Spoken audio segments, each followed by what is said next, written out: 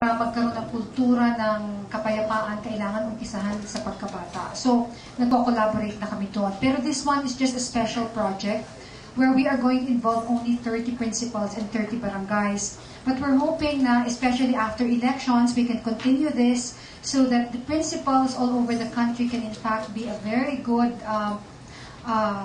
listening post, no, for hearing the sentiments and the needs of our people. Kasi kung minsan ang pamahalaan busy sa lahat ng ginagawa, nakakalimutan pakinggan ng gusto, lalo na yung mga nandoon sa malalayo. And we're hoping that the teachers can be a very important, a very potent force in helping government to understand, to listen, to hear what the people have to say. Ang palo po, nabanggit nyo ka lugar na may mga conflict, papadala ka natin yung mga... Alam mo, yun nga ang maganda dito kasi hindi tayo kailangan magpadala ng mga teachers na maski saan. Kasi alam natin lahat ng barangay may mga paaralan. So mismo yung mga principal na nandun na mismo sa kanilang mga barangay ang siyang gagawa nitong mga tinatawag na public conversations. Kasi kung kunyari mga NGOs pa o iba pang mga tao ang papupuntahin mo sa barangay, mas mahirap kasi hindi nila kilala ang mga tao at ang mga tao hindi din sila kilala. Pero kung gagamitin natin yung mga teachers na mismo yun na ang kanilang tinitirhan, hindi siguro tayo mahihirapan na makipag-ugnayan sa mga tao ng kanilang mga barangay. Actually, wala kaming pinag-usapan na ano rito. Wala kaming pinag-usapan na pera. When it was proposed to us, we posed no conditions whatsoever. I mean, this is so important na talagang, ha? I think babayaran tayo. But, you know, hindi namin pinag-usapan yun, you know, it wasn't even in the equation for us to consider that when we said yes. It was really, klarong-klaro sa amin. I mean, napakahalaga nito, no? Ilang dekada na natin hinahanap ito. Ilang centuries na yata hinahanap natin itong kapayapaan. Yes. Was this the first time rin ba na nilapitan kayo?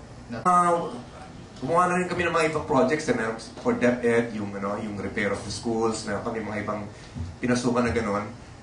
It is really quite important na, you know, private sector kami, well, not really private sector, showbiz sector kami. Pero kung makakatulong yung kasikatan namin para to move things forward in a good way, why not? Ever since the beginning naman talaga tumutulong kami when we feel that there is meron kaming may bibigay. There was a time yung light a candle, NAMFREL, kami ang lumabas dun sa DNR, ibalik ang puno. I spent 3 years with the Department of Health with Johnny Clavier, helping in pushing for his health program. Basta makakatulong. Ito, tulong sa kabataan. Mahihindihan pa ba yan? Tungkol dun sa sahod, the government is an equal opportunity employer. So siguro, babayaran kami a little bit above minimum wage. Di ba? Tatanggapin na namin yun. Secretary Bayan, hindi kami nagpaparinig, pero a little above minimum wage should be fine. Alam niyo, ito ang naging maganda dito sa proyektong ito dahil hindi namin pinag-uusapan ng pera, maski kanino. Napakadali. You know, you will be very surprised. For example, when we conceptualize this, I've been in office for only 3 months. And this was one of my first marching orders to put this together. And so, you know, the first person who got to my mind when this project was, I'm talking about the advertising portion.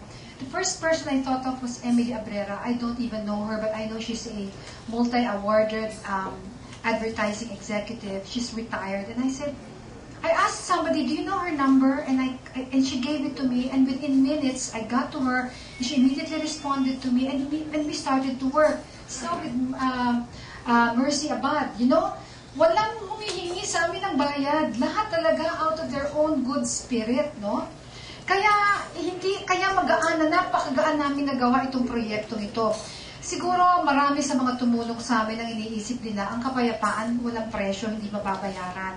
Kaya kapag pinag-uusapan magkano magagasta namin, hindi pa namin alam kasi hindi pa namin alam sinong sisingil sa amin. Kasi right now, ang mga tao, binibigay sa amin ang serbisyo nila ng hindi humihingi ng pabuya. No? So we're very happy with that we Filipinos, when called to, when called to service, still respond without asking for money. Will we spend something? Surely. Siguro naman kaya namin a little bit above minimum wage. So in other words, talagang puro mga honorarium lang siguro, o yung mga tawag yung pampalubag loob, ganyan, no? Pero I guess ang pinaka-importanting tignan dito, hindi yung halaga, kundi yung in fact, walang halaga ang kapayapaan. Hindi mapepresyohan ang kapayapaan. And that is what we're beginning to experience, that people are showing their good hearts. Of mind. Mga dalawang araw. Mindanao state of mind, so please read between the lines. Any more questions? Mga negotiations mismo, maski ako hindi kasama dyan. Talaga yung mga negosyador lang kasama yung mediator na galing sa Malaysia.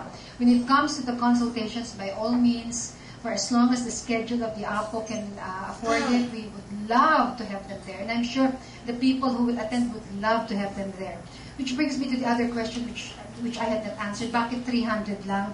Kasi we're following a model of a dialogue where we don't think we can handle more than 300 people at one time. So yun ang maximum na we can do.